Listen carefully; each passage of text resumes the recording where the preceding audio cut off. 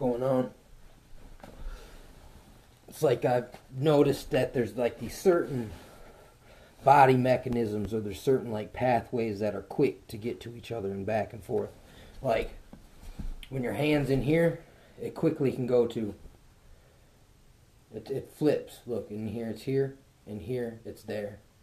And then you can quickly, from here, it turns into, look, here's a hit there. Someone kicked, you moved out of the way and you dropped the elbow on them. Or you were standing on someone and there's their head and you were, you know what I'm saying, to take them out. You know what I'm saying? It's like, and then from there, turns into that. So, also from here, as you pull this way, if you twist like this and you end that way, it sends this kind of wave. It's kind of this wave energy where it's pushing this way, then all of a sudden it shifts and it pushes from to a different angle. It turns and rotates. You know what I'm saying? That's one of them from here. Like, you know, you could easily grab a hold of someone with that. Or you can just poke them with the fingers. Or you could poke them, then grab a hold. And then, same thing, you could pull them back. And from here, you'd grab and you would just drop that elbow. It's the same principle. You're using these different spots on the body to go back and forth. Like, if I know I got this hand here, I just drop this one and I just switch places. If I can touch you with this hand here, I know I can slap you with this other hand here. It's the way you, or either, if I can touch you with my toe here, I could switch real quick to my other toe too. It's like indicators. If I can touch you with the edge of my foot, well, I could scoot the back leg in and step through. You know what I'm saying? It's like little indicators, little pathways. Like right here, the crooked legs. You just switch places. You know what I'm saying? Basically. A lot of these punches are just switching places, here to there to there. So those are just some of them, for example. Or let me think, like this one. That's a continuous motion, so you'd come backwards hand, switch to forward hand. Or you could come backwards, switch. Switch. It's all one continuous motion. That point on the end of your fingers goes all the way around, comes all the way back around again. It's a big spiral, basically. Like, I know that's just a big spiral. It's out and around, back in, back out, forward. Big spiral. But I noticed this too. It's like from here, if you have your hand pointed up, it's real easy to go from here to hand up to there. You actually get an extra whip force. So if someone was coming to punch at you and you got below them, you'd push their hand would go up like this. Or if someone was coming down to attack you, like with the bat, you could get in and get your hand in the way and block them from being able to come all the way down. So this one would be like this, like you were fingers up to fingers down. Fingers up, fingers down. Wait, is that right? No. It's actually all the way fingers up to fingers up. But you're switching, you're like coming around. Is weird. It's hard to explain. Same thing with this right here. You could also come from up and downwards.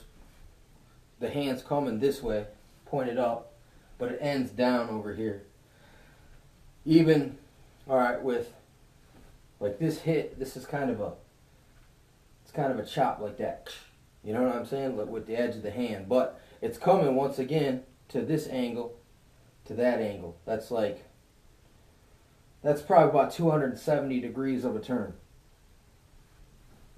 It's not always, I mean, it's got a weird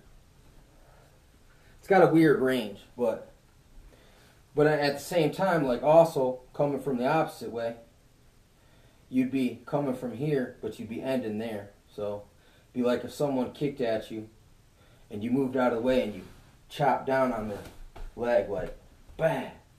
Or, you know, like, yeah, someone punches at you, you slap it out of the way here, and then they kick at you, and then you would drop it.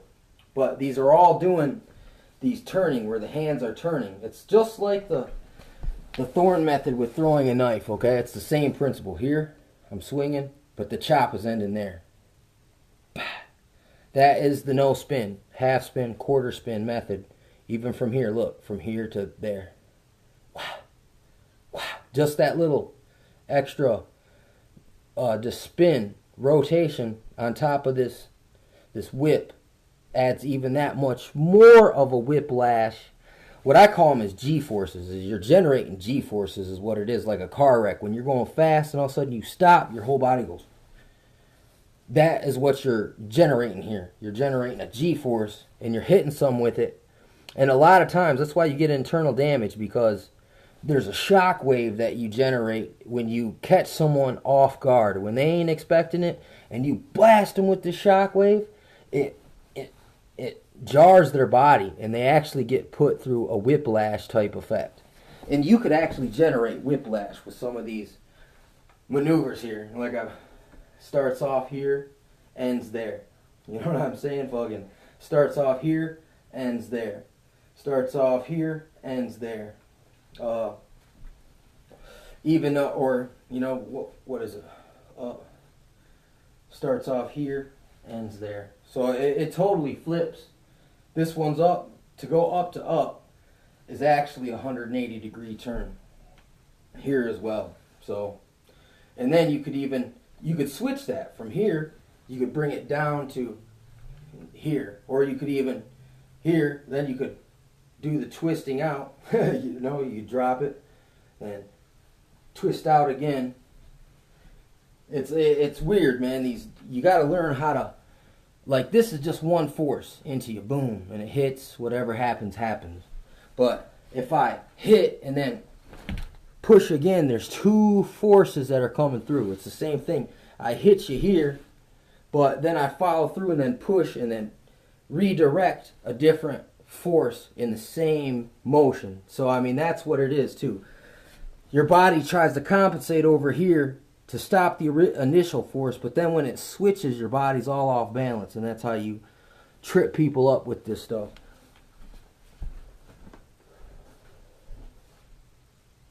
It's like, you know, if a person swings at you like this, you block them here, but as they hit, you let their energy, you know what I'm saying, push on your arm, so you push it and then bring it back into them. You go ahead.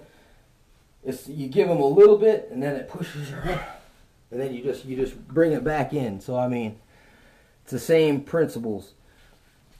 There's this is actually, that's two hits, one in the forehead or one here, and then the other one will come down and finish off in this area. Bam! So you could actually hit twice with one motion if you know how to do it right. Even that one, knuckles come in. And here, you know, because you can get a lot of chop from that little area. You even look at that. Look, they switch.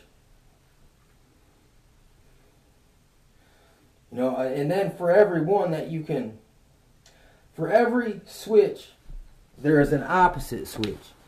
So for whatever placement there is, there's always the opposite placement. So that's one way to train yourself.